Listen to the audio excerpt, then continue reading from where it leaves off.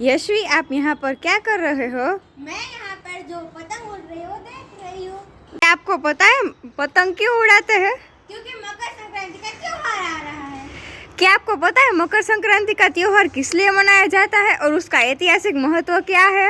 मैं आपको बता, मीठे गुण में मिल गए तिल, उड़ी पतंग और खिल गए दिल, हर पल सुख और दिन शान, ऐसी हो सबकी मकर संक्रांति। नमस्ते मित्रों, मेरा नाम सेता यशवी घनश्याम भाई है। मैं कक्षा 5 न्यू पब्लिक स्कूल में अभ्यास करती हूँ। तो आज का मेरा विषय है मकर संक्रांति का ऐतिहासिक महत्व। मकर संक्रांति का त्योहार हिंदू धर्म के प्रमुख त्योहारों में शामिल है। ये त्योहार की यह विशेषता है कि ये अन्य त्योहारों की तरह अलग अलग तारीख पर नहीं, बल्कि हर साल 14 जनवरी को मनाया जाता है, जब सूर्य उत्तरायण होकर मकर रेखा से गुजरता है। ज्योतिषों की दृष्टि से देखो तो इस दिन पर सूर्य धनु राशि छोड़कर मकर राशि में प्रवेश करता है और इस दिन पर सूर्य की उत्तरायण की गति प्रारंभ होती है। भारत के अलग अलग क्षेत्रों में मकर संक्रांति को अलग अलग तरीके से मनाया जाता है, जैसे कि आंध्र प्रदेश, केरल और कर्नाटक में इसे मकर संक्रांति कहा जाता है। वहीं तमिलनाडु में पोंगल के पर्व को बहुत उल्लास से मनाया जाता है।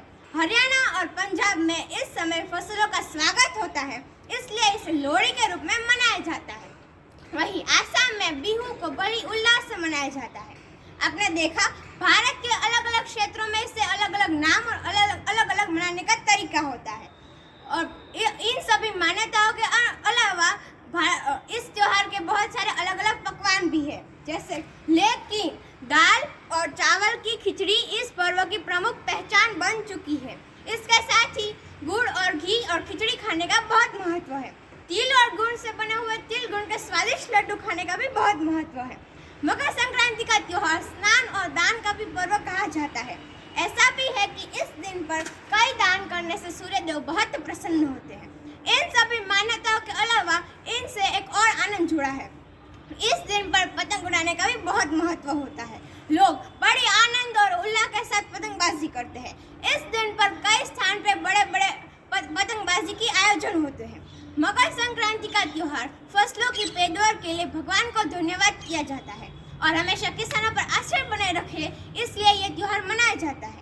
इस दिन पर खेती में उपयोग हुई चीजें जैसे कि हल, गुड़हल और बैल की पूजा की जाती है और किसानों पर हमेशा आश्रय बनाए रखने के लिए सूर्य देव की भी पूजा की जाती है। तिल गुड़ में मिलाते हैं, स्वादिष्ट लड्डू बनाते हैं, कह कर सबको हैप्पी मकर संक्रांति एक दूसरे को खिलाते हैं। तो आओ इस पर्व पर हम लोग चिक्की खाते हैं तिल गुड़।